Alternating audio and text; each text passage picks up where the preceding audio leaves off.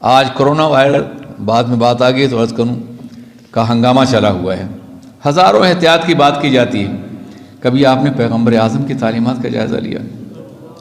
آقائے دو جہاں کی حدیث مبارک کا خلاصہ یہ ہے کہ جس شہر میں وبا آ جائے اس شہر سے باہر نہ جاؤ اور باہر والے وہاں نہ جائیں۔ آج اسی کو قانون بنا دیا گیا ہے۔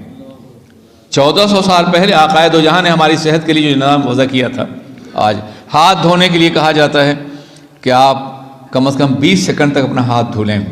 ذرا وضو دیکھیے، پنج وقتہ وضو دیکھیے، قرآن پاک پڑھنے سے وضو دیکھیے، آپ کو اندازہ ہوگا کہ اگر 3 مرتبہ فریش واٹرز کو لے کر کے آپ بدن کو دھو لیں تو 20 سیکنڈ سے زیادہ بن جاتا ہے۔ سمجھا آپ نے؟ آپ اندازہ فرمائیں۔ اسی طرح سے پاکیزہ غذاؤں کو دیکھیے، یہ مرض جانوروں سے پھیلا ہے، اس قوم کے درمیان پھیلا ہے جو چوہے اور بلی سے لے کے سانپ تک کھا جاتی ہے، مگر آقائے دو جہاں نے اجازت دی ہے کہ آپ گوشت کھائیں مگر ذبیحہ کھائیں۔ کیوں؟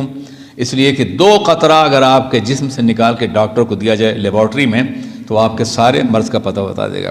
پتہ چلا مرض گوشت میں نہیں خون میں ہوتا ہے، اور جب آپ ذبح کرتے ہیں تو ڈرین آؤٹ ہو جاتا ہے، خون نکل جاتا ہے اور پاکیزہ اور صاف ستھرا گوشت آپ کے گھر تک پہنچتا ہے۔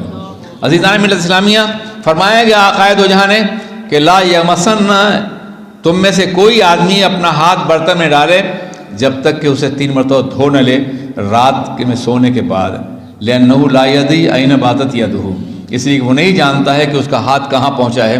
کھانے سے پہلے ہاتھ دھونا، مگر ہاتھ دھو کے پوچھنا نہیں، ہو سکتا ہے تولیے میں کچھ لگا ہو۔ ہاتھ دھونا، کھانا کھانا، اس کے بعد بھی ہاتھ دھونا، ٹوائلٹ سے پہلے ہاتھ دھونا، آپ اندازہ اس کے بعد بھی ہاتھ دھونا۔ یہ اہتمام کیوں کیا گیا ہے؟ تاکہ آپ کو کرونا وائرس آپ کے قریب نہ پہنچ سکے۔ اس طرح کوئی بیماری، تو سرکار پیغمبر طہارت ہے، قیامت تک کے لیے انہوں نے تمام امراض سے نجات کا ذریعہ بھی عطا فرمایا ہے۔ اس لیے کہ علم 2 ہوتے ہیں، العلم و علمان، علم الادیان و علم الابدان۔ علم 2 طرح کے ہیں، دینوں کا علم اور بدن کا علم۔ قرآن حدیث دین کا علم دیتا ہے اور اس کے ساتھ بدن کی عظمتوں کا بھی تذکرہ فرماتا ہے۔ عزیزان ملت اسلامیہ، یہ درمیان میں بات عرض کر دی، ایک سچا مسلمان، ایک نمازی مسلمان، وضو کرنے والا مسلمان، طاہر رہنے والا مسلمان، پاکیزہ رہنے والا مسلمان، واللہ العظیم اس کا مریض نہیں ہو سکتا۔